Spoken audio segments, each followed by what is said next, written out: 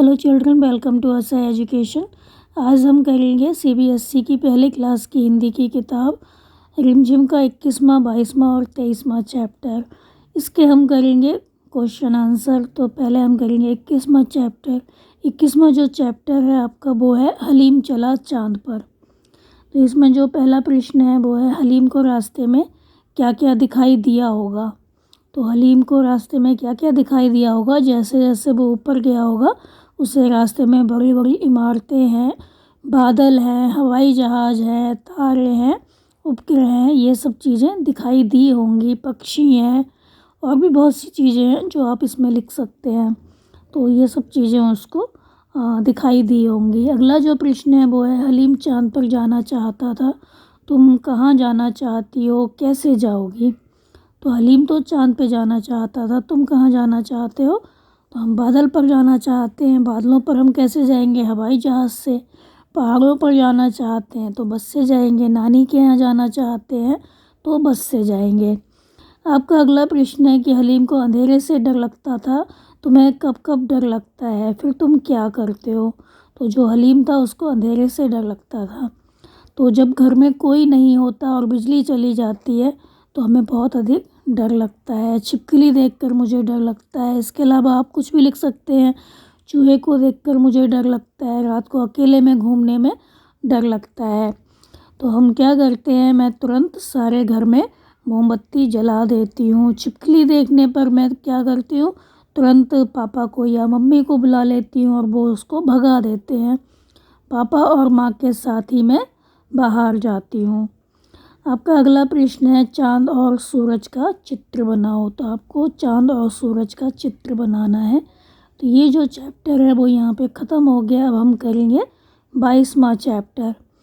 आपका जो 22वां चैप्टर है वो है हाथी चल्लम चल्लम। तो इसका जो पहला प्रश्न है वो है बताओ तो जाने। तो यहाँ पर एक चित्र बना हुआ है हाथी का, उसके ऊपर महावत है, वो बैठा हुआ है। तो आपको यहाँ पर जो निशान लगे हुए हैं उसमें बताना है कि कौन सी चीज़ क्या है। जैसे ऊपर जो बना हुआ है उसमें महावत है, उसके हाथ में क्या है, अंकुश है, मतलब जो हाथी है उसको कंट्रोल करने के लिए।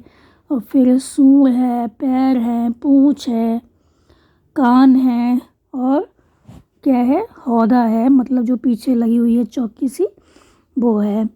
तो आपको इसमें नाम लिखने हैं। फिर है आगे कविता पढ़कर बताओ। हाथी चल्लम चल्लम, सूंड दांत, सूंड देह पाँव बच्चे। तो हम पूरी कविता बनाएंगे। सूंड फटाफट, फट्टर फट्टर, लंबे लंबे दांत, लंबी लंबी सूंड, देह थुलथुली, थल्लल थल्लल, पाँव धपाधप बढ़ते घमम, बच्चे बीच सभी हम डगमग डगमग। तो ये चैप्टर भी यहाँ पे ख़त्म हो गया आपका। अब हम करेंगे आपका ये 23वां चैप्टर 7 पूँछ का चूहा। तो 7 पूँछ का चूहा, इसमें जो पहला प्रश्न है वो है चूहे ने बेकार ही 7 पूँछें कटवा ली। सोचो तो 7 पूँछों से वह कितना सारा काम कर लेता। बताओ ये क्या क्या कर पाते अगर जो हाथी है उसकी 4 सूंड होती, बंदर की 3 पूँछ होती, ऊँट की गर्दन खूब खूब लंबी होती और तुम्हारे 4 हाथ होते, तो तुम क्या क्या काम कर पाते।